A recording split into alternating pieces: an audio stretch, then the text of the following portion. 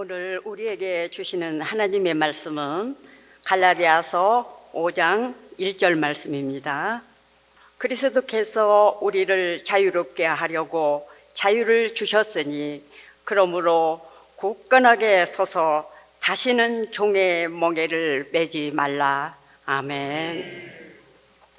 예, 오늘 우리 교회를 방문해 주신 우리 이정윤 교수님이신데요, 아마 많이 여러분들이 미디어를 통해서 또 유튜브라든지 언론을 통해서 접하셨을 거예요. 예, 우리 기독교를 비언증하고 우리 이성이 거듭나게 하기 위해서 특별한 말씀으로 교회마다 다니시면서 오늘 참 어려운 때인데 복음을 비언증하시는 우리 이정윤 교수님 오셨는데, 울산대학교 법학 전공 교수님이시고 L정책연구원 원장님이시고 성경적 세계관 교육의 PLI 대표님이신데, 오늘 너무 귀한 강의이면서 말씀이기 때문에 우리 바울교회 바울 박수로 환영하는데 바울 박수는 어떻게 하는 거냐면 막 박수하면서 할렐루야 하는 겁니다. 자, 바울 박수로 환영합니다. 할렐루야. 감사합니다. 제 별명이 바울인 거 아시죠? 근데 바울이 바울교회에 오니까 너무 좋은데요. 그리고 또 우리 사랑하는 권사님들께서 제가 나오기 전에 찬양까지 해주시고 마음이 아주 따뜻합니다. 저는 사실 아까 우리 목사님께서 조는 걸 걱정하셨는데 저는 절대 걱정 안 합니다. 왜냐하면 눈이 부시기 때문에. 그래서 제가 이제 하나님께서 빛을 발하라 이런 사명을 받아가지고 제 인생에서 제 맘대로 된 게 1도 없어가지고, 헤어스타일도 제가 왕년에 쩌짜그 가서 출가했던 거 아시죠? 네, 그래가지고 이제 돌아와가지고 하나님 은혜 안에서 무스도 바르고 멋을 좀 부리려고 했더니 이렇게 됐습니다. 그래서 이게 내 맘대로 되는 게 1도 없구나 이렇게 깨닫고 있는데, 제가 요즘 이 시대에 인권이라는 말을 참 많이 쓰죠. 그래서 제가 저희 학생들한테 질문했었어요. 인권이라는 게 존재하려면 인간이 존엄해야 합니다. 우리 대한민국 헌법도 인간의 존엄성 이걸 천명하죠. 근데 제가 학생들한테 이 중에서 안 존엄한 사람 손들어봐 그러면 한 명도 안 들어요. 근데 재밌는 거는 왜 존엄한지 설명해봐 그러면 아무도 대답을 못 합니다. 원래 존엄했는데? 이렇게 얘기하지. 여기도 우리 사랑하는 성도님들 다 존엄하시죠? 그러면 아기들은 안 존엄합니까? 걔들도 존엄하고, 심지어는 엄마 뱃속에 있는 태아들도 존엄하죠. 살아있기 때문에, 생명이기 때문에 귀한 생명체입니다. 그럼 왜 사람은 특별히 더 존엄하죠? 그렇죠. 그러니까 우리 크리스찬은 다 알아요. 인간이 왜 존엄한지 다 압니다. 왜냐하면 우리가 성경을 갖고 있기 때문에 여기 다 나옵니다. 하나님의 형상으로 그분이 우리를 창조해 주셨기 때문에 우리 존귀해요. 존엄해요.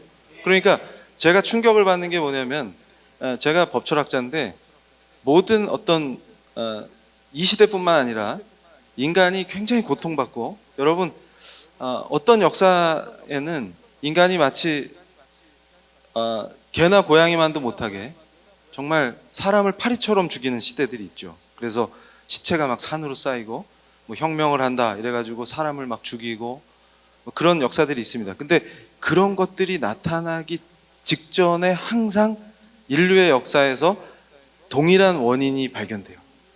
그게 뭘까요? 하나님을 대적합니다. 하나님의 법을 경시합니다. 심지어는 조롱하고 멸시해요. 그러니까 인간이 존엄할 수 있는 이유는 하나밖에 없어요.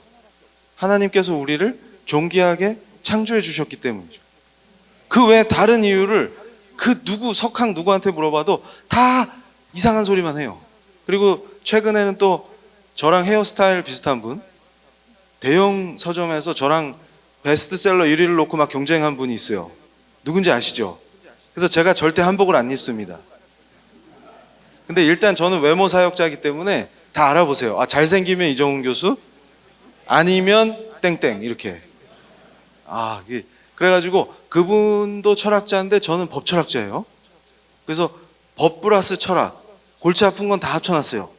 왜 머리가 빠졌는지 확 이해가 되시죠? 그런데 중요한 건 뭐냐면 그분이 방송에 나와서 하셨던 얘기가 우리가 유일하신 구세주로 신앙 고백하는 우리 주 예수 그리스도께서 유일하신 하나님의 아들이 아니라는 거예요. 그럼 뭔디? 아주 훌륭한 인간이래. 그런 얘기 들으면 저는 이제 피가 거꾸로 솟습니다.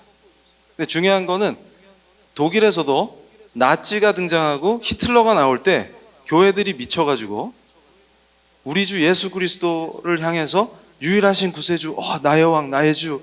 제가 처음 회심했을 때 제 입에서 나도 모르게 했던 고백이 주님은 나의 하나님이십니다. 이렇게 고백한 건데 그 예수님의 신성을 부정하는 자들이 판을 치고 왜 그럴까요? 난 너무 이성적이야. 뭐 이런 사람들이 나. 그래 네가 이성적이면 얼마나 이성적이네. 근데 그렇게 쥐가 이성적이라고 자랑하는 사람들이 판을 치고 교회 안에 그게 스며들어와서 미쳐가는 겁니다. 사람들이. 저와 여러분의 공통점은 뭡니까? 오직 말씀, 오직 예수, 유일하신 구세주. 뭐 이거 다 동일하잖아요. 그리고 오직 하나님께 영광, 솔리데오 글로리아 뭐 이러면서 다 동의하시죠. 그러니까 저와 여러분이 만난 적이 없었어도 형제고 자매고 그것은 같은 신앙 고백을 하기 때문입니다. 그런데 이게 미쳐갈 때가 있어요.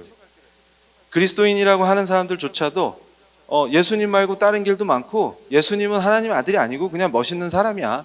이런 식으로 떠들기 시작하고 그러면 뭔가 이상한 일이 벌어져요.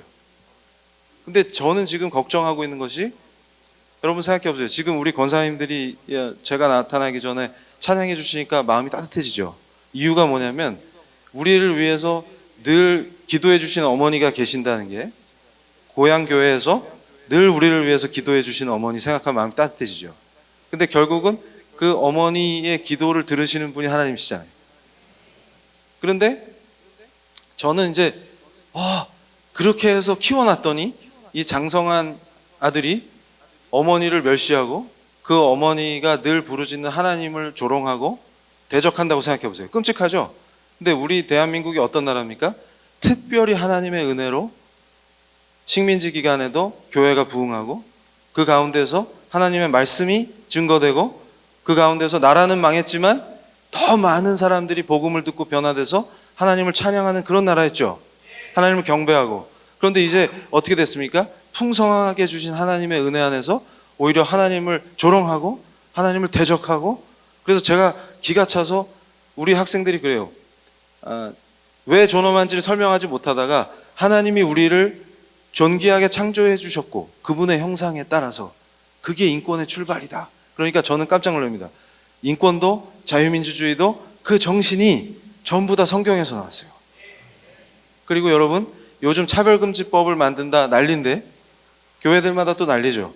근데 사실은 진짜 고아와 과부를 사랑하시고 그 사회적인 약자를 깊이 사랑하시고 그들을 돕고 그들의 억울함을 풀어주시는 분이 누구세요? 하나님이십니다.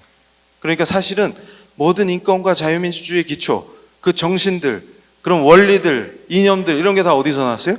우리를 복되게 한 다 성경에서 나온 거예요.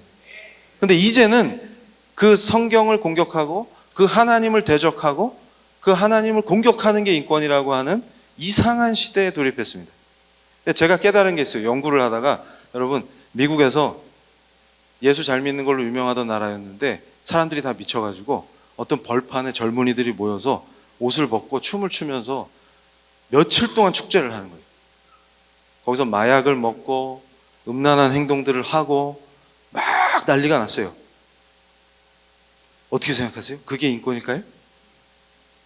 그때 수많은 미국의 목사님들이 가슴을 치면서 이제 하나님의 은혜로 세워져서 건국해서 지금까지 하나님의 은혜로 살아왔던 미국이 드디어 망조가 들었구나. 그게 60년대 후반이죠. 그런데 신기하게 모든 미국의 젊은이들이 미쳐있지 않았어요. 지금도 예수 잘 믿는 걸로 유명한 동네 작은 기독교 대학에서 놀라운 일이 벌어집니다. 1년 뒤에 어린 학생이 자기도 모르게 큰 은혜에 젖어서 채플 시간이었는데 앞에 나와서 학장님 순서가 끝나고 학생이 뛰어 올라와서 단에 올라와서 예수님 사랑을 고백하고 자기가 얼마나 은혜 받았는지, 그리고 예수님과 동행하는 삶이 얼마나 복된지 막 간증을 해버린 거예요. 그랬더니 그 학교 전체가 울음바다가 돼가지고 그날 그 학교가 수업을 못했어요. 근데 릴레이로 나와서 예수님을 증거하고 찬양하고 그런 일이 벌어진 거예요. 그렇게 뜨겁게 불타오른 성령의 역사가 많은 학교들로 번지는데, 신기한 건 그 학교 분들을 초청해서 간증을 들으면 똑같은 일이 계속 벌어져요. 그러니까 저는 확신합니다. 지금도 미국이 안 망하고 버티는 것은 바로 진실되게 주님을 구주로 고백하는 그 젊은 학생들, 그 뒤를 이어가는 믿음의 사람들, 우리와 같은 사람들, 저와 여러분과 같은 사람들, 이런 사람들이 존재하고 교회마다 가서 말씀 읽고 묵상하고 기도하기 때문에 버틴다. 한쪽은 미쳐서 동성애가 인권이다. 하나님이 남자와 여자로만 창조해 주셨죠. 성경 어디에 남자와 여자 말고 또 다른 게 어디 있어요? 어디 나와요? 저는 성경에는 오류가 없다고 믿는 사람입니다. 바보 같아 보이죠? 그러니까 제가 깜짝 놀란 건 뭐냐면, 제가 전주 땅에 집회에 강의하러 처음 온 날이 퀴어 축제 하는 날이었어요. 전주 퀴어 축제 하니까 이종훈 교수가 와서 확 기선을 잡아달라 이래가지고 요청을 받고 전주에 오는데, 제가 탄 차가 막 전주로 들어오고 있는데, 그날따라 그냥 봄이었는데 바람이 그냥, 기억나시죠? 벌써 웃으시는 집사님 계셔. 그 현장을 기억하시는 거야. 바람이 막 부니까 제가 깜짝 놀랐어요. 그 퀴어에 온 젊은이들이 담요로 몸을 감고, 왜냐하면 그분들은 주로 헐벗어요. 그러니까 옷이 있는데 헐벗어. 그래가지고 담요로, 아이고 바람이 막 부니까 추우니까 견디질 못하고 담요로 몸을 감싸고 막 총총걸음을 치고 막 도망치는 거예요. 그래서 제가 차 안에서 할렐루야, 바람으로 흩어버리신 거예요. 그러고서 제가 어떤 교회에 딱 들어갔는데 젊은이들이 거기서 저를 맞이하는데 그냥 우리는 신났어. 할렐루야 뭐 이러고. 그러니까 하나님 막 찬양하고 예수님 뭐 나의 주님 막 이러면서 난리가 났어요. 그러니까 옷 잘 입고 예쁘게 하고 와서 하나님 기쁘시게 찬양하니까 얼마나 이뻐. 그러니까 제가 그때 깨달은 게 뭐냐면, 인간은 그분의 피조물이기 때문에 그분 품에 있어야만 그 본질적 자유, 그 본질적 해방감, 그 본질적 행복, 그 안에서 그 피조물이 갖고 있는 나를 만들어주신 그 아버지 품을 향한 그 사랑과 갈망. 그러니까 아버지 품을 떠나서는 뭐 좋다가도 늘 뭔가 부족해. 늘 뭔가 공허해. 그래서 제가 그랬어요. 맨날 날 좋은데 그 지하실 PC방에서 하루 종일 있는 젊은이들 있죠. 그런 젊은이들한테 물어보세요. 너 왜 거기 들어가 있냐? 그러면 제가 발견했어요. 모든 중독은 불안감하고 동반합니다. 불안감. 근데 제가 또 철학 공부를 빡시게 했죠. 현대 철학에서 유명한 철학자들이 항상 노리는 게 인간의 불안감이에요. 그러니까 인간은 불안하다. 그래서 제가 왜 불안할까? 이걸 연구하다가 깜짝 놀랐어요. 제가 예수님의 사랑받는 귀염둥이가 된 뒤에 그걸 알게 됐어요. 예수 없이는 회복될 수 없구나. 창세기 3장에 등장하는 그 스토리, 하나님을 반역한 이후 인간은 항상 가슴에 빵꾸가 뻥 뚫려 있다. 근데 루터라는 분이 그 얘기를 아주 정확하게 지적해요. 정확하게. 자기가 너무나 고통스러운 거예요. 평화가 없고 자기는 하나님 잘 믿는다고 생각했는데 매일 죄야. 카운팅 해보니까 아침부터 밤까지 잘 때까지 계산하면, 그래서 그분이 신부님이었잖아요 원래. 그러니까 신부도 다른 신부한테 가서 고해성사를 해야 돼요. 내가 뭔 죄를 졌는데요. 그러면 그래 네 죄를 사여 주노라 막 이런 걸 해야 된단 말이에요. 근데 나중에는 그 루터 담당 신부님이 루터 오지 마. 짜증나 죽겠어. 그래서 웬만한 거 뭐 살인한 거 아니면 나 찾지 마. 너무 자주. 그만큼 양심이 발달돼 있다는 거예요, 루터가. 근데 어느 날 빵 터진 거예요. 인간에게 본질적인 빵꾸가 있구나. 이건 메워질 수 없는 건데 그 원인은 창세기 3장에 있구나. 그런데 이걸 해결하는 유일한 길은 예수 그리스도밖에 없구나. 그러니까 제가 예수님의 귀염둥이가 된 뒤에 막 행복하고, 지금도 빵실빵실 웃으면 애기 같지 않아요? 근데 예전에 제가 예수 믿기 전에 사진을 또 어떤 언론사에서 또 터뜨렸어. 그래가지고 제가 그 사진 쓰라고 얘기도 안 했는데 그때는 또 모발이 풍성해. 그랬더니 사람들이 깜짝 놀란 거예요. 이정훈 교수님 아닌 것 같아요.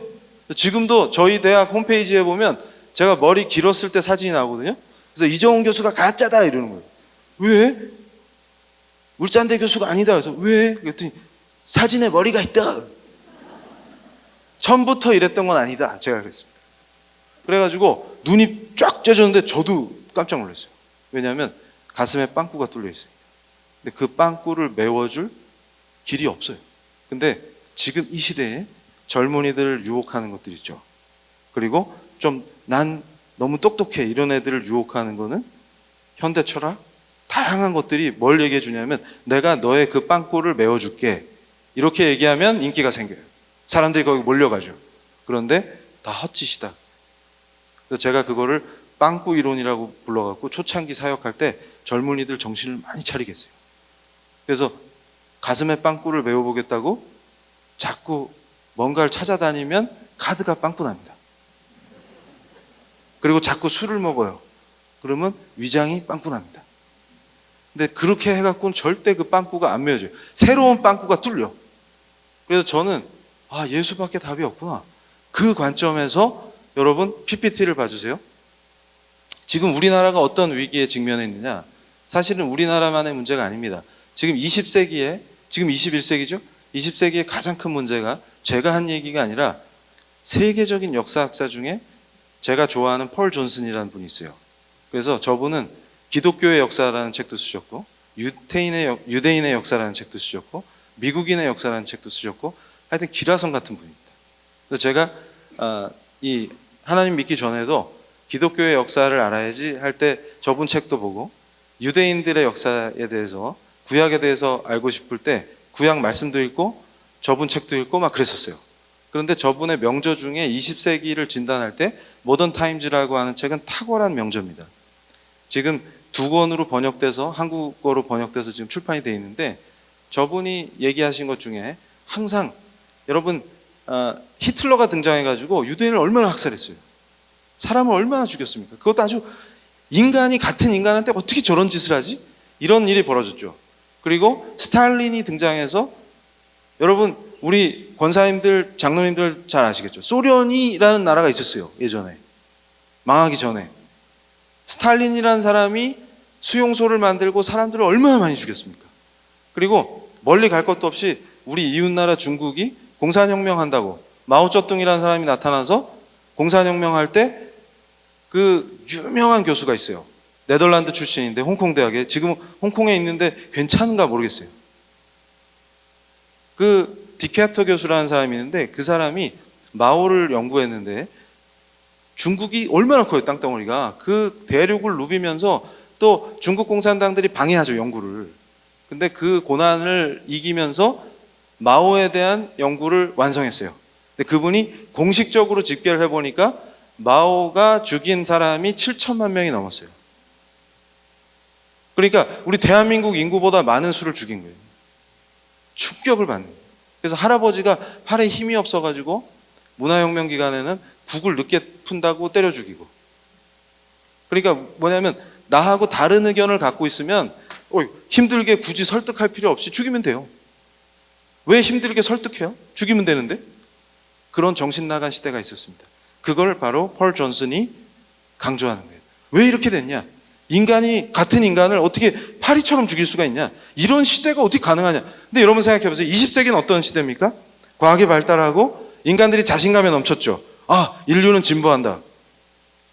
자신감에 넘쳤죠. 근데 어떻게? 옛날에도 사람을 전쟁 중에 적군을 죽일 수는 있어도 저렇게 학살하는 건 정말, 대량 학살은 진짜 과학이 발달하고 인간이 높아져서 하나님을 대적하지 않으면 그 정도로 강력한 대량 학살이 일어나기 어려워요. 그런데 저걸 진단하면서 훌륭한 역사학자 펄 존슨이 한 얘기가 있습니다. 원인을 자기가 봤더니 이런 짓이 벌어질 때 항상 뭐가 판치냐면 도덕의 기준이 없다. 상대주의야. 인간이 잘났으니까 우리끼리 정하면 돼. 그러니까 뭐가 옳은 거야, 뭐가 그른 거야를 정할 때 하나님 관계없어. 성경 관계없어. 내가 정하면 돼. 라고 할 때 항상 어떤 길로 빠져드느냐? 사람이 사람을 파리처럼 죽이는 최악의 상태. 그리고 항상 그 사람들은 뭘 얘기하냐면 이 지상에다가 유토피아를 세울 수 있다. 우리가 똑똑하니까 인간이 우리가 계획해서 사회공학적으로 설계하고 디자인하면 지상에 진짜 팬타스틱한 유토피아를 세울 수 있다. 이렇게 얘기하는 시대에 항상 어떤 일이 벌어지냐면 유토피아가 아니라 생지옥을 체험하게 됩니다. 북한도 마찬가지죠. 지상에 유토피아를 세우겠다는 사람들은 반드시 생지옥에서 살게 돼요. 그런데 우리는 어떤 사람들이냐면 우리 힘으로는 절대 인간은 우리 계획대로 지상에 유토피아를 세울 수 없어요. 천국을 우리 힘으로 만들 수 없습니다. 우리는 절대 주권의 하나님이 우리를 도구로 사용하셔서 이 땅에, 저는 대학 강단에서, 또 어떤 분은 빵집에서, 어떤 분은 고등학교에서, 어떤 분은 중학교에서 학생들을 가르치고 그 보내주신 그곳에 서서 그 영역이 내게 아니고 하나님의 절대 주권이 나를 통해 선포되는 자리구나. 그렇게 해서 그분의 도구로 사는 것이구나. 이렇게 살아갈 때 그 내가 서 있는 그곳이 나를 통해서 밝아지고, 그러니까 결국 전주 땅은 누구 덕분에 밝아져요? 여러분들 덕분에. 전주 땅에 바울교회가 있기 때문에 전주가 아름답고 귀하고 좋은 도시가 되는 거죠. 크리스찬은 뭔가 다르다. 미용실을 해도 빵집을 해도 고객을 속이지 않고 양심적으로 장사하고 고객을 섬기는 아름다운 사람들이기 때문에 아름다운 도시가 되는 것입니다. 바로 그 크리스찬들이 곳곳에서 절대 주권의 하나님을 인정하고 그분의 통치를 갈망하고 그분이 나를 통해서 일하시기를 원하기 때문에 우리 대한민국이 좋은 나라로 가는 것입니다. 그것을 막고, 여러분 생각해 보세요. 자, 기준은 어디 있습니까? 성경에 있습니다. 옳고 그름의 기준은 어디 있습니까? 성경에 있습니다. 법은 인간이 건방지게 머리를 들고 하나님을 대적함으로써 하나님을 대적할 자유, 하나님 품으로부터 떠날 자유, 하나님의 법을 멸시할 자유가 아니라 법은 하나님이 주시기 때문에 그 주신 법을 주야로 묵상하고 사랑함으로써 그분의 통치가 이 땅에 임하는 것입니다. 그것을 잃어버리기 때문에 인간은 죽음의 길을 가게 되는 것입니다. 그래서 여러분, 저는 이 시대를 마치 선지자들의 외침을 듣는 그런 시대처럼 생각합니다. 스가랴 선지자가 뭐라고 했어요? 스가랴서 1장 3절에 뭐라고 합니까? 괜찮다. 여호와 하나님의 말씀은 뭡니까? 돌아와라. 괜찮다. 네가 나를 어떤 모습으로 나를 조롱하고 나를 대적하고 떠났지만 돌아와라. 구약의 구구절절 하나님의 마음이 뭡니까? 전쟁을 일으키고 사람을 죽이라 하고 그런 걸로 왜곡하는 악한 것들이 교회 안에서 말씀을 부정하고 말씀을 조롱하고 예수를 부정하고 그러면서도 자기가 기독교인이라고 얘기하는 이런 패악한 시대에 우리가 살고 있지만 하나님의 마음은 무엇입니까? 그분이 택하신 이스라엘의 백성들이 그분을 대적하고 조롱하고 멀리 떠나서 우상을 숭배하고 온갖 죄를 지어도 돌아오라고 하시는 그것을 기다려주시는 분이 바로 하나님이십니다. 그래서 제 마음을 불타게 하는 두 단어가 있어요. 언약과 통치입니다. 하나님의 언약은, 하나님은 우리가 배반해도 그분이 택하신 거기 때문에 영원하십니다. 그리고 바로 내가 말씀대로 살겠다고 결단하고 오직 예수, 오직 말씀, 이걸 외치고 내 삶이 그분과 함께 이루어질 때 어떤 일이 벌어집니까? 우리가 기대했던 것 이상의 놀라운 복된 세계가 펼쳐지는 것이죠. 그래서 저는 제 가장 두려워하는 게 그겁니다. 이 시대에 바로 인권이라는 이름으로 하나님을 조롱할 자유, 하나님을 멸시할 자유, 하나님의 법을 우습게 여기고 조롱하고 그걸 대적할 자유를 인권으로 구성하는 것들, 하나님이 창조하신 적 없는 제3의 성을 인정하고 하나님이 용납하지 않으시는 동성애가 인권이라고 하는 그 시대를 저는 얘기합니다. 여러분, 오늘 제가 차별금지법 조항이 구체적으로 이렇다 저렇다, 제가 또 법을 가르치는 교수기 때문에 얘기하면 제가 아무리 빛을 발해도 잠이 올 수가 있습니다. 그러나 여러분 한번 생각해 보세요. 제가 외치는 거는, 저는 그럽니다. 우리 크리스찬들 중에 저는 정치적 성향이 왼쪽인데요, 저는 오른쪽인데요, 한번 붙어볼래요? 이러고 다니면 아주 미워합니다. 크리스찬이니까 바탕은 사랑인데 그러지 맙시다, 이렇게 얘기하는 거죠. 그러면 왼쪽이든 오른쪽이든 우리가 형제자매가 될 수 있는 단 한 가지 이유가 있어요. 우리는 뭐를 믿어요? 성경의 권위를 믿습니다. 왜 믿어요? 하나님 말씀이시니까. 하나님이 우리에게 직접 말씀하신 성경을 읽으면 그게 하나님 말씀이잖아요. 거기에 다 동의하고 그 하나님 말씀의 권위와 오류가 없다는 거에 깊은 믿음을 갖고 있어요. 맞죠? 그러면 우리의 삶 속에서 이게 옳다, 저게 그르다 할 때 기준이 뭐가 돼야 돼요? 내가 아니라, 내 기분이 아니라, 내 마음이 아니라, 내 감정이 아니라 반드시 성경이어야만 합니다. 그러면 우리가 화합하지 못할 이유가 없어요. 현실적인 상황에서 정치적 성향이 좀 더 왼쪽일 수도 있고 오른쪽일 수도 있겠죠. 그런데 중요한 게 있습니다. 지금 시대, 아까 폴 존슨이 어렵다고 얘기한 20세기보다 21세기의 가장 큰 특징은 뭐냐면 사람들이 하나님을 공격하고 하나님의 법을 멸시하는 것을 인권으로 구성하기 시작했다는 것입니다. 그리고 음란을 인권으로 포장하기 시작했고 창조 질서를 파괴하고 인간 스스로 창조 목적을 거스르는 것이 우리의 자유고 마치 그것이 인권인 것처럼 포장하기 시작했습니다. 그럼 이제 어떤 일이 벌어질까요? 이런 얘기하면 또 음모론이라는 자들이 있어요. 그래서 제가 그럽니다. 그러면 칼빈의 종교개혁이 음모겠네? 루터는 음모를 꾸미려고 맨날 기도했겠네요? 제정신이 아닙니다. 그래서 여러분, 제가 간곡히 말씀드린 건 뭐냐면 생각해 보세요. 요즘 인권 타령하면서 제일 많이 하는 얘기가 다름과 틀림은 달라야. 들어보셨죠? 그러니까 대머리는 헤어스타일이 다른 겁니다. 틀린 게 아니고. 이해가 확 되시죠? 그래가지고 제가 예전에 온갖 사람들이 막 인권을 주장하는 소수자라고, 그래서 저도 소수자입니다, 사실은. 근데 전 알아요. 장로님들이 가발을 쓰셨다는 걸. 절대 소수자가 아닙니다. 우리가 속고 있는 거지.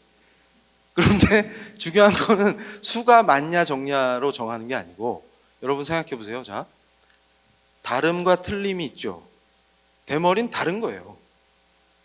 틀린 게 아니죠. 맞는 얘기예요. 그런데 이 시대, 포스트 모던 시대의 특징이 뭡니까? 바로 절대 진리가 있다라고 하는 사람들은 틀렸다라고 얘기합니다.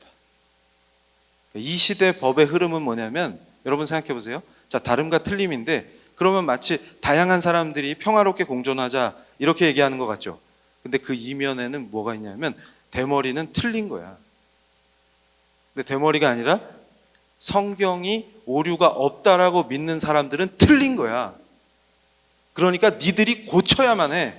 안 고치면 어떡할래? 법으로 강제해서라도 너희들의 사고방식과 너희들의 행동방식과 너희들의 신앙을 내가 고쳐주겠어. 이렇게 나오는 게 바로 지금 이들이 얘기하는 다름과 틀림의 문제입니다. 다른 건 다 공존할 수 있어요. 다 인정할 수 있습니다. 그런데 한 가지 인정 못하겠다. 문화상대주의, 진리는 없어. 다 상대적인 거야. 도덕적 기준? 다 상대적인 거야. 우리가 다수결로 정하면 그게 진리가 돼. 그런데 거기에 나는 용납 못하겠는데 하는 사람이 주로 누구예요? 나는 성경을 오류가 없는 진리라고 믿어. 우리 예수 그리스도는 타협이 없어. 다른 길이 없어. 유일하신 구세주는 예수 그리스도 한 분뿐이야. 다른 거 에큐메니컬? 매니큐어나 발로. 넌 그거 하세요. 난 이거 할 테니까. 그럼 안 된다 이게. 네 사고방식을 내가 법으로 뜯어 고쳐주겠어. 이렇게 나와. 창조? 누가 창조했는데? 우린 진화됐는데? 나는 100% 난 창조를 믿어. 나도 기도할 때 눈물 철철 흘리고 은혜 주시는 그 하나님이 나를 만드셨다고 100% 믿어. 그리고 절대로 엄마 뱃속에 있는 태아도 함부로 죽이면 안 돼. 하나님이 주신 귀한 생명이야. 생명을 죽이는 게 권리가 될 수 없어. 낙태는 권리가 아니야. 네가 틀린 거야. 말 안 들어? 법으로 혼내주겠어. 이런 시대입니다. 그럼 어떻게 해야 될까요? 우리가? 자, 다음 페이지 보여주세요. 저게 제가 증거를 보여드릴게요. 저 책이 요즘 제가 강연에 많이 보여줘서 이제 아시죠? 제 강연 보신 분들은 알 거예요. 저거 아는 사람이 별로 없어요. 제가 깜짝 놀란 게 크리스찬이 된 뒤에 물어보니까 저 책 읽은 사람이 저밖에 없더라고. 근데 저 책이 2004년에 미국에서 출판됐는데 데이빗 림보라는 작가는 아주 훌륭한 그리스도인이에요. 그리고 예수님에 관한 책도 써가지고 또 베스트셀러가 됐고 아주 좋은 작가입니다. 근데 저분이 2004년에 박해라는 책을 썼어요. 놀랍죠? 그러니까 기독교로 유명한 미국에서 박해라는 책이 나왔어요. 2004년에. 박해당하고 있다. 미국의 크리스찬. 그런데 부제가 뭐냐면 어떻게 리버럴들, 저게 이제 동성애가 인권이다 주장하고 제3의 성, 제4의 성 이런 거 주장하는 분들을 리버럴이라고 불러요. 그래서 굳이 또 제가 번역을 좌파라고 했더니 또 싫어하셔요. 그래가지고 또 제가 그 얘기 많이 들었어요. 초창기에 사역할 때 교수님은 편향돼 있어요. 나 편향돼 있어. 저 편향돼 있는 거 아시죠? 어디에 편향돼 있어요? 성경에. 그래서 어떤 분이 그러는 거예요. 교수님, 좌로나 우로나 치우치지 마세요. 그래서 제가 그랬습니다. 닥쳐라. 제가 밀고 있는 유행어 아시죠? 그래서 우리 PLI는 PLI 좋아 그러면서 쓸데없는 소리 하면 닥쳐라. 그런데 제가 닥쳐라 그랬어요. 왜 그러냐면 여호수아 1장 7절에 좌로나 우로나 치우치지 말라는 말씀은 박쥐가 되라고 가르치는 게 아니에요. 그러니까 우리 교회에서 어떻게 된 게 사람들이 좌로나 우로나 치우치지 말라는 거는 아니 성경을 눈으로 읽고 가슴 깊이 묵상하고 머리로 생각해야지 발로 읽습니까? 성경에 좌로나 우로나 치우치지 말라는 말씀은 분위기 보고 눈치 딱 보다가 왼쪽이 불리한데? 그럼 오른쪽으로 가고 오른쪽이 불리한데? 그럼 왼쪽으로 가고 이런 자를 얘기하는 게 아니에요. 난 중간 이런 거 얘기하는 게 아니에요. 성경에서 좌로나 우로나 치우치지 말라는 뭐냐면 내 종 모세에게 준 나의 법, 그 법을 좌로나 우로나 치우치지 말고 지켜라 그렇게 말씀하셔요. 그러니까 제가 연락 편향적이죠. 왜냐하면 성경에 꽂혀 있기 때문에 성경대로 말씀대로 그거예요. 그러니까 편향적이죠. 성경에 편향적이죠. 그 근거가 뭐야? 딱 물어서 성경 아니야? 그러면 난 뭐 신경 안 써. 근데 성경의 기준이 나온 것에 대해서는 굉장히 편향적이죠. 그래서 우리 그리스도인들은 어떤 자세를 갖고 있어야 돼요? 좌로나 우로나 치우치지 말라면, 그래서 제가 그런 사람들한테 얘기합니다. 박쥐는 새예요, 쥐예요? 그러니까 좌로나 우로나 치우치지 말라 이걸 그렇게 해석하면 제가 그래요. 박쥐 인생이냐? 아니 어떻게 성경이 박쥐 인생이 되라고 가르칠 리가 있어요, 없어요? 그 말이 아니라니까. 하나님의 법을 좌로나 우로나 치우치지 말고 꼭 말씀하신 대로 지켜라 그 뜻이라니까요. 우리가 그렇게 살면 승리하는 거예요. 또 제가 그래요. 우리 학생들한테, 크리스찬 학생들한테 야 우리가 승리해야 된다 그러면 또 어떤 사람들은 시비 걸면서 크리스찬이 돈 잘 벌고 그게 승리입니까? 내가 언제 돈 잘 벌으라 했어요? 우리한테 승리는 뭐예요? 바로 우리가 부르신 곳에 가서 말씀대로 사는 거예요. 말씀대로 살았더니 핍박받고 말씀대로 살았더니 공격하고 그러더라도 그걸 지켜내면 그게 승리다. 그러니까 미국에서 2004년에 박해라는 책이 나왔는데 내용이 기가 막힌 거예요.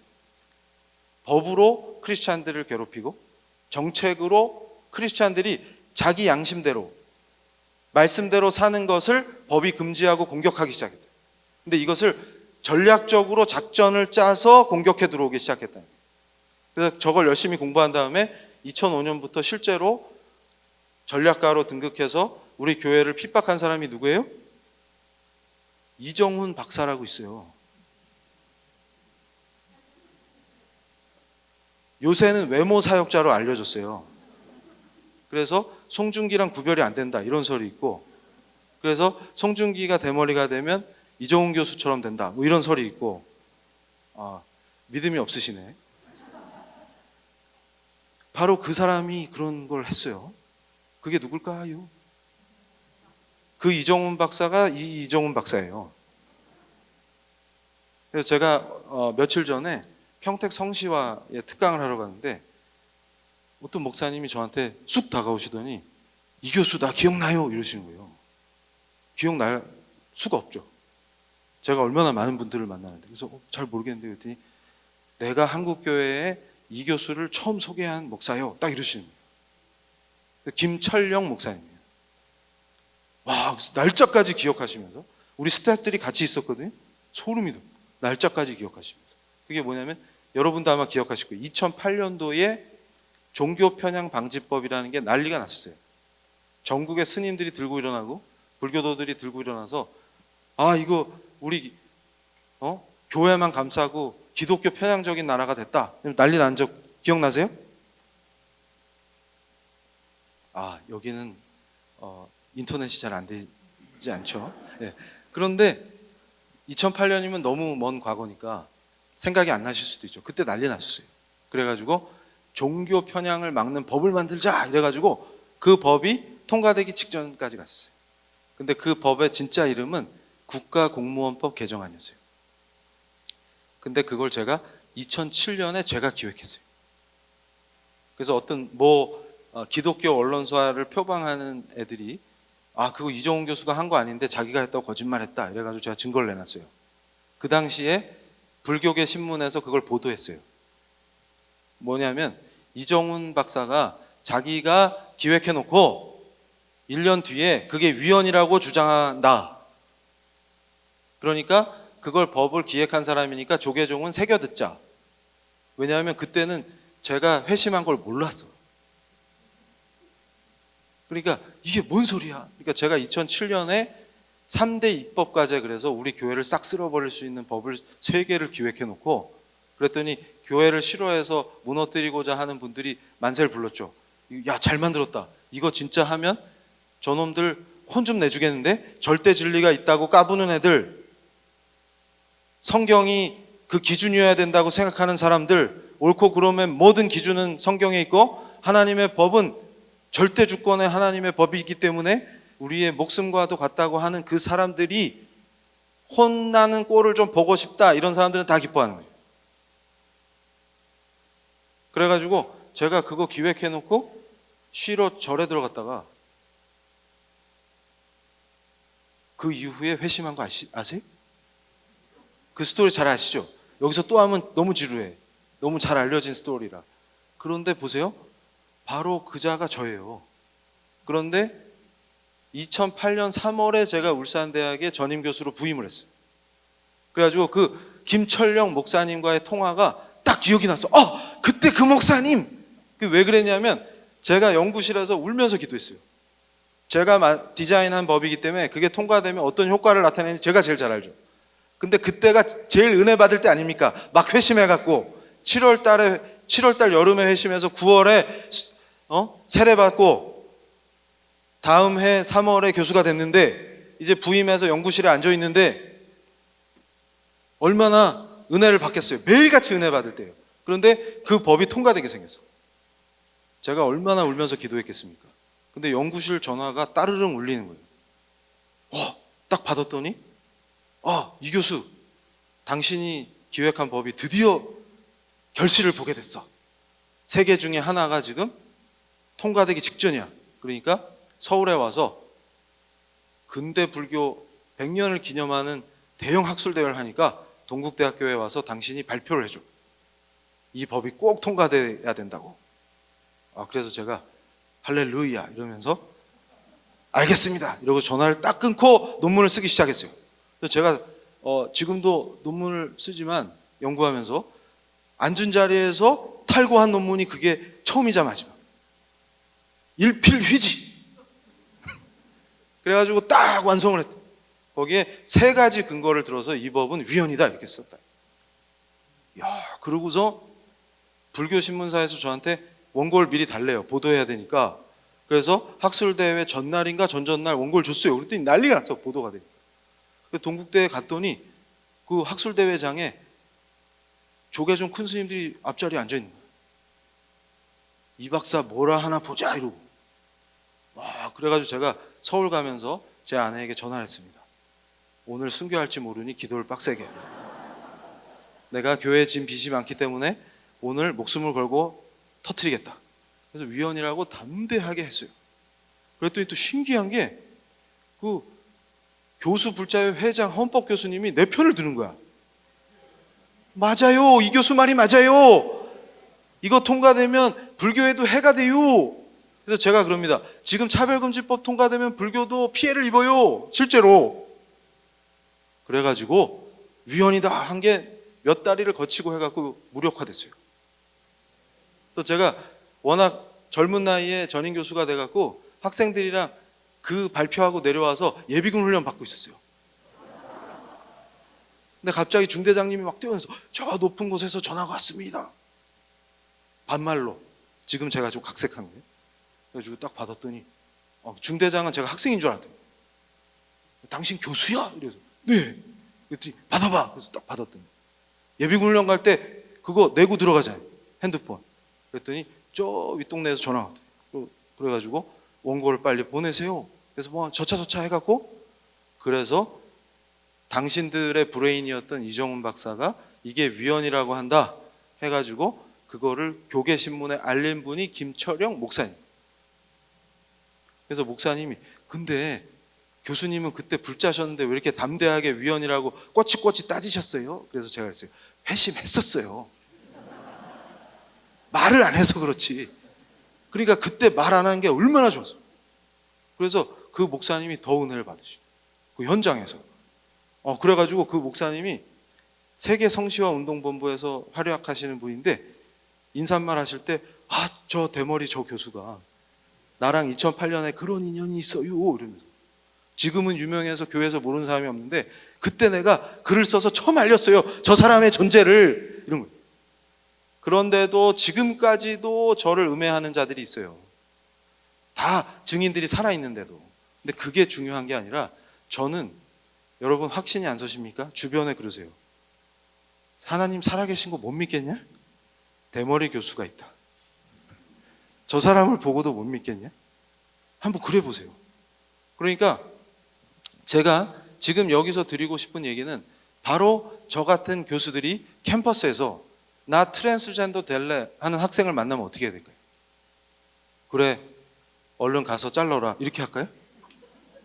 아니면 제가 그 학생을 설득해서 야 미리 수술하면 되돌리기가 어렵지 않냐. 그러면 신중하게 하자. 그리고서 자 바울교회 가자. 그래서 데리고 와가지고 자 목사님 설교 듣고 말씀 공부하고 우리 권사님들 아름답게 찬양하시는 거 봤지? 저분들이 왜 저러시겠냐. 하나님이 살아계신다. 그리고 창조 질서, 창조 목적에 맞는 하나님의 귀염둥이로 살아보자. 열나 행복하다. 근데 네가 아직 그 맛을 못 봐서 그럴 수가 있으니까 일단 나하고 여기서 6개월을 버티는데 그 6개월 뒤에도 네가 변함없이 강력하게 나는 자르겠다. 그러면 그때 하자. 이렇게 설득해야 될까요? 내일도 아닌데 뭐 교수라는 자가 그래야 될까요? 사랑하는 학생을 보고. 그래서 저는 확신합니다. 만약에 그런 교수를 박해하는 시대가 오더라도 크리스찬이라면 교수이기 이전에 우리의 정체성은 무엇입니까? 크리스찬입니다. 우리의 정체성은 크리스찬입니다. 하나님 나라는 영원하지만 세속 국가는 매우 한정적이고 로마처럼 강력한 나라도 망하게 돼 있어요. 그러나 하나님의 교회는 망하지 않습니다. 어떤 박해가 주어져도 하나님의 사람들은 포기하지 않습니다. 전도는 멈추지 않습니다. 전도를 못하게 어떤 법으로 어떻게 박해를 해도 우리의 복음 전도는 멈추지 않습니다. 그렇기 때문에 저는 확신합니다. 저의 정체성 넘버원은 대머리가 아니라 크리스찬이다. 대학 교수가 중요한 게 아니라 정년 퇴임하면 땡이죠. 명예교수를 하냐 마냐 그게 뭐 중요합니까? 그런데 크리스찬인 것은 영원한 하나님의 나라, 영원한 생명을 누리는 그의 귀염둥이입니다. 그 정체성은 변할 수가 없어요. 영원한 생명을 위해서 지금 현재를 희생하는 건 희생이 아닙니다. 그래서 이제 정리하면 다음 페이지 보여주세요. 그래서 여러분들이 오늘 기억하실 것이 있어요. 뭐냐면 지금 우리 교회에 위험하게도 차별금지법에 대한 잘못된 정보들이 판을 칩니다. 그래서 제가 그것들을 바로잡고 있어요.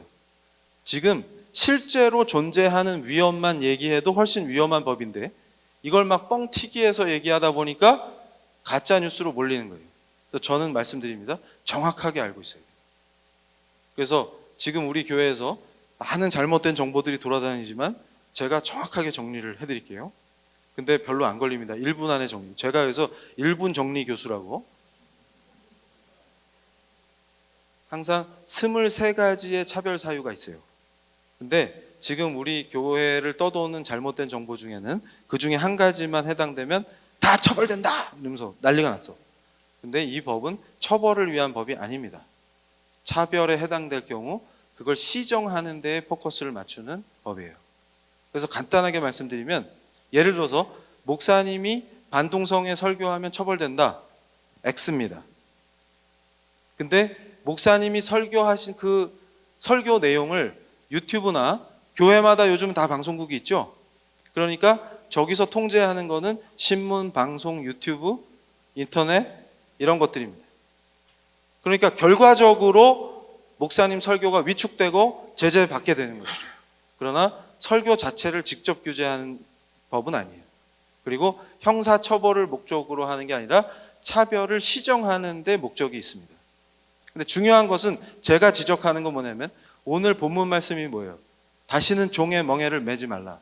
제가 회심하면서 가장 강력한 은혜를 받았던 것은 더 이상 종노릇하지 않아도 된다는 너무나 기쁜 소식이었어요. 예수 그리스도가 내 삶의 주인 되시고 왕 되시면 죄의 종노릇할 필요가 없습니다. 그게 본질적 해방이고 본질적 자유예요. 그래서 크리스찬은 원래 종노릇을 못하게 돼 있구나. 본질적으로. 그걸 깨달은 거예요. 그래서 그 위대한 크리스찬들이 성경을 들고 종교개혁을 하고 성경을 기초로 정치체제를 만든 게 자유민주주의입니다. 그리고 그리스도인의 참된 신앙을 보호하기 위해서 양심의 자유, 종교의 자유에서 시작된 자유권이 우린 전도해야 되죠. 여행의 자유. 교회 세워야 되죠. 법인 설립의 자유. 목사님이 책을 쓰셔야 성도들을 가르치죠. 출판의 자유. 이런 것들이 보장되는 헌법을 만들어내게 된 것입니다. 그 출발도 바로 우리 위대한 교회의 역사예요. 그런데 이제 이 시대는 우리의 자유를 억압하고 핍박하는 것이 인권으로 포장돼서 만들어지고 있습니다. 저는 그렇게 얘기해요.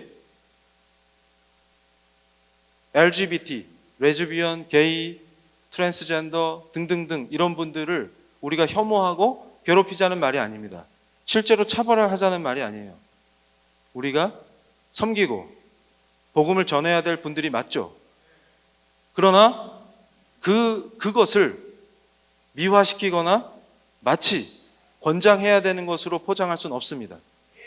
그리고 제가 지키고자 하는 자유는 저 법에서 조금 더 나가면 뭐가 돼요? 이제 설교와 전도를 직접 제재할 수 있는, 오늘 저를 만났으니까 혐오 표현 규제, 그걸 기억하십시오.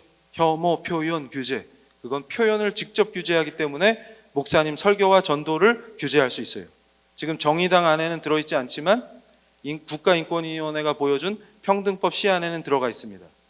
제가 지난 겨울에 혐오 표현을 법으로 규제해서는 안 된다, 표현의 자유가 더 중요하다, 이런 논문을 썼어요. 그래서 제가 가장 정확한 내용을 여러분들에게 말씀드리는 겁니다. 그러니까 정의당 안도 위험해요. 왜냐하면 우리의 자유를 위축시킵니다. 지금 대한민국 국민 중에 SNS 안 하는 사람 거의 없어요. 여기 계신 분들 다 하실 겁니다. 직접 규제의 대상이 돼요. 그런데 제가 걱정하는 것은 지금 우리 교회에서 잘못된 정보들이 판치고 있다.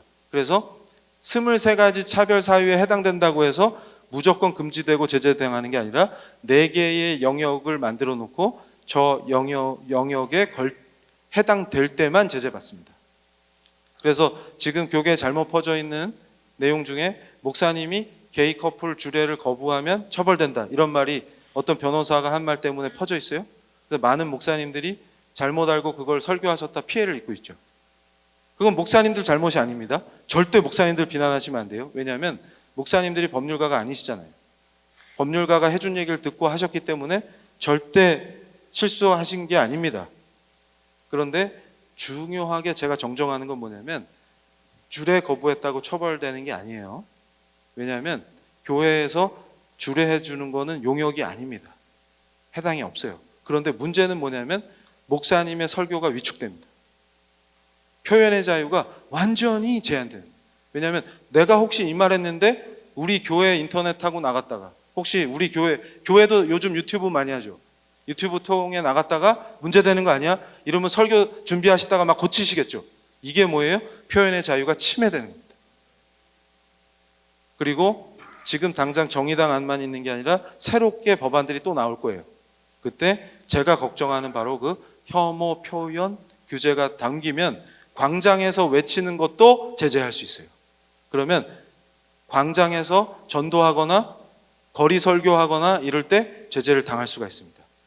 그리고 여기 오기 전에 식사 교제할 때 제 아내가 얘기해 줬는데, 제가 이 종교의 자유, 표현의 자유 전문가이기 때문에 논문도 쓰고 했는데 새로운 소식을 알려줬어요. 지금 서울의 지하철에서 전도하시는 분들 못하게 벌써 한답니다.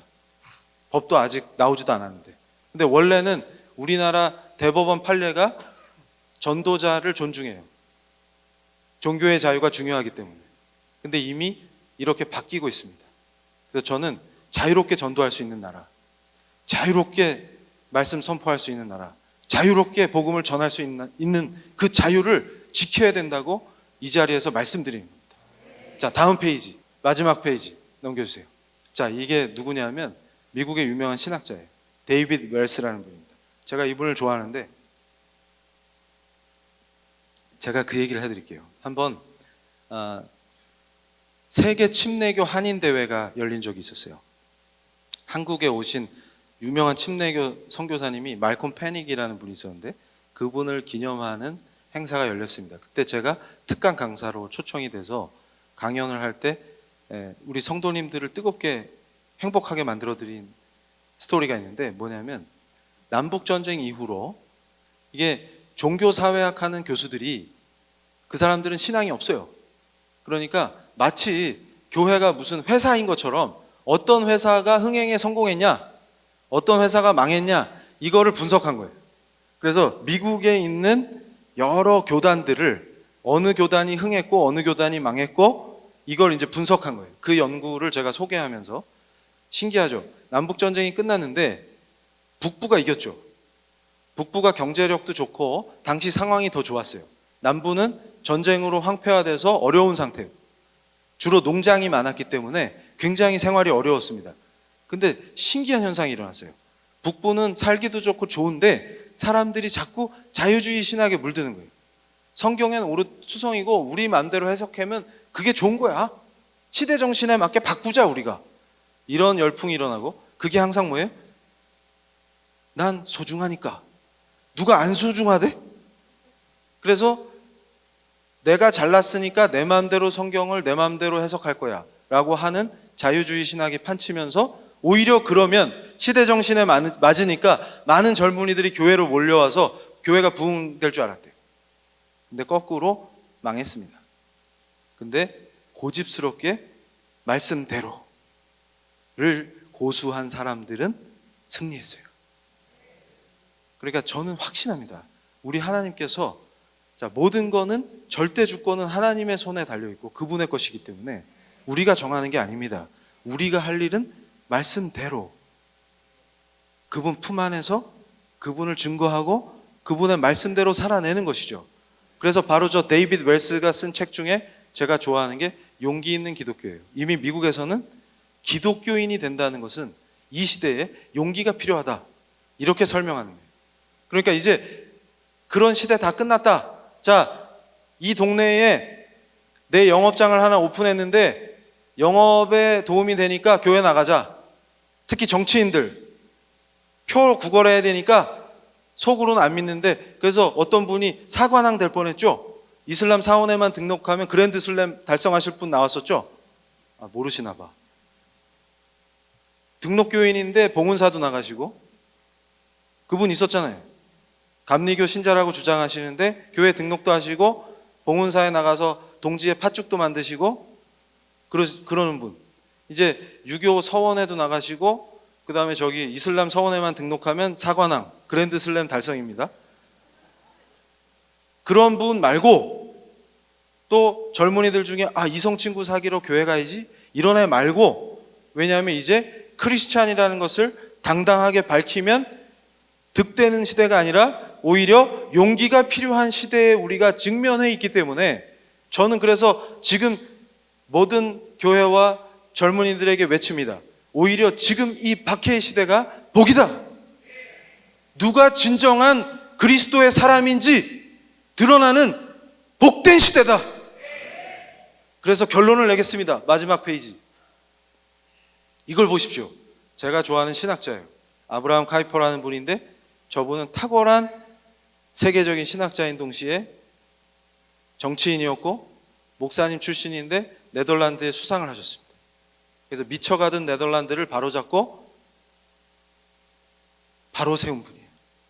그래서 제가 사랑하는 분입니다. 헤어스타일이 같아서가 아니라 진짜로 훌륭한 분입니다. 그런데 저분이 외쳤던 것이 바로 뭐냐면, 제가 요즘 젊은이들을 뜨겁게 만들고 있는 영역주권이에요. 왜 크리스찬이 힘이 없냐? 그랬더니 우리 청년들이 저한테 그런 거예요. 교수님, 저의 하트는 교회에 있기 때문에 직장에서는 그냥 밥 먹고 사는 거라 이건 굶어 죽지 않으려고 다니는 거예요. 그럼 제가 또 뭐라고 할까요? 닥쳐라. 왜 그러냐면, 아브라함 카이퍼 박사님이 강조했던 게 영역주권이 뭐냐면, 하나님의 절대 주권이 미치지 않는 영역은 지구상에 단 한 평도 없다, 이렇게 말씀하셨어요. 제가 사역 초창기에 우리 젊은이들을 깨울 때 하나님의 절대 주권이 미치지 않는 영역은 바늘 하나 꽂을 것도 없다. 그게 카이퍼 박사님을 인용한 겁니다. 저게 굉장히 중요해요. 왜 우리가 힘이 없냐? 그러면 직장의 영역을 그곳의 절대 주권자가 하나님이 아니라고 하는 것이기 때문에 하나님을 경멸하는 것입니다. 우리 크리스찬은 모든 영역에 절대 주권자이신 하나님을 인정하기 때문에, 그의 통치를 받기 때문에 그의 하늘에서의 권능이 우리를 통해서 땅에 미치는 것입니다. 그렇기 때문에 강력할 수밖에 없어요. 그래서 제가 외칩니다. 크리스찬은 절대로 혁명을 하지 않아요. 그래서 카이퍼 박사님이 만든 정당 이름이 반혁명당이었어요. 네덜란드를 바로 세운 정당이었습니다. 저도 이 시대에 얘기합니다. 우리 크리스찬은 집에서 바퀴벌레 나온다고 바퀴벌레 잡으면 또 나오고 또 나오죠. 그래서 시원하게 집에 불 지르는 바보들이 아닙니다. 그걸 혁명이라고 하는 바보들이 아닙니다. 크리스찬은 개혁을 합니다. 위대한 종교개혁의 역사가 보여주듯이 개혁의 핵심이 뭐죠? 본질을 회복하는 거예요.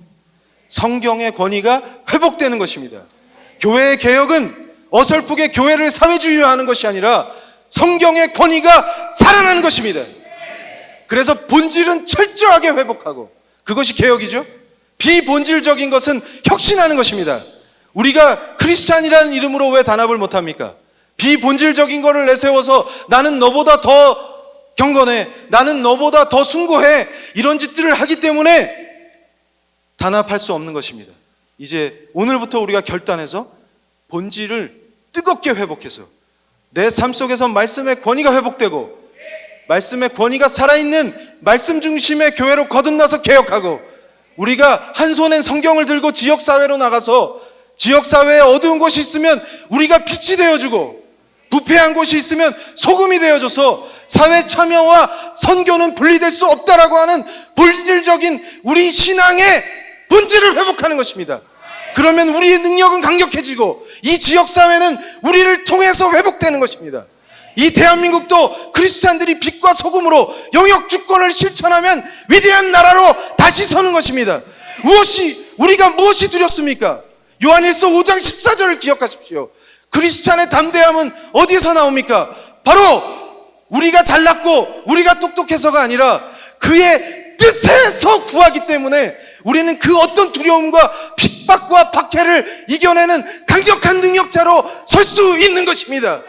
말씀대로 살아가고 그것으로 개혁하고 비본질적인 것을 완전히 혁신하는 그런 크리스찬으로 우리를 부르신 영역마다 들어가서 빛과 소금으로 살아날 때 악법도 막아지고 이 땅에 하나님을 대적하는 모든 악한 흐름이 우리 주 예수 그리스도의 강력한 능력과 권능으로 파해질 것입니다. 우리는 또다시 위대한 부흥의 시대와 위대한 나라의 주인공이 될 것입니다. 복음을 들고 전 세계로 나가는 대한민국은 멈추지 않습니다. 감사합니다. 할렐루야. 하나님 우리에게 엄청난 도전을 주신 줄로 믿습니다. 본질을 회복하는 바울교회가 되기를 주의 이름으로 축원합니다. 이 시간 우리 교수님 잠깐 앞으로 나오시고, 우리가 언론을 통해서 많이 봤지만은 오늘 정말 우리 가슴이 막 뜨거워지는 시간. 할렐루야. 도전이 되셨죠? 우리 교수님께 뜨거운 감사의 박수 부탁합니다. 감사합니다. 감사합니다. 감사합니다. 우리 바울 가족들이 담대한 신앙이 돼서 이 시대에 하나님의 주권을 인정하고